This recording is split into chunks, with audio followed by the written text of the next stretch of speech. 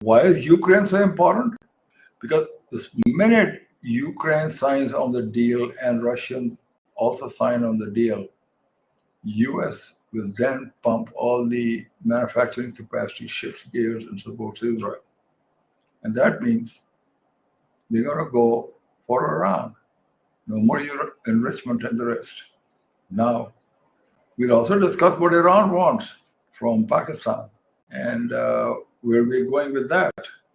Now, just to bring you on the speed, how urgently this is being done by the Americans. Mr. Witkoff, he's a close confidant of Trump, told over the phone with his Ushakov from Russia that Trump has given him a lot of discretion on do a peace deal. And he said, okay, if Ukraine hands over 72% of the Donetsk, the remaining 30% or so, and Russia gives some minor issues in return, that would start something. And of course, it meant when this was shared with them, with the Secretary of Army, with the Ukrainians, fundamentally the Ukrainians understood that they have to agree to this peace plan.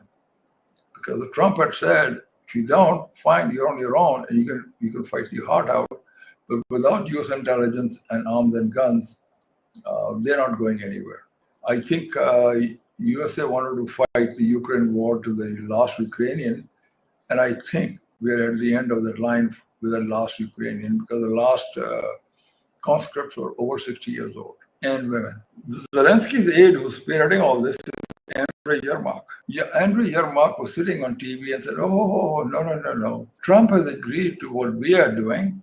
And right in front of his face, the news channel showed what Trump had said. And Trump not only said he's not with them, he said he's not going to meet Zelensky at all, which he was saying he would. And Trump said further, until he accepts the peace plan, only minor tweaks will be allowed.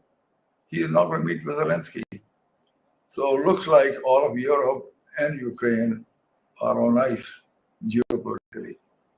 So now we expect in the next few days, Zelensky will fold Ukraine, and it's our projection that there will be a peace deal which the Russians and Americans and Ukrainians will sign, and with a lot of hoopla in the background by the Europeans, which interestingly Russians call loudspeaker with diplomacy. Nobody's hearing them, but they're not talking to people through the closed door or loudspeakers. The Afghans.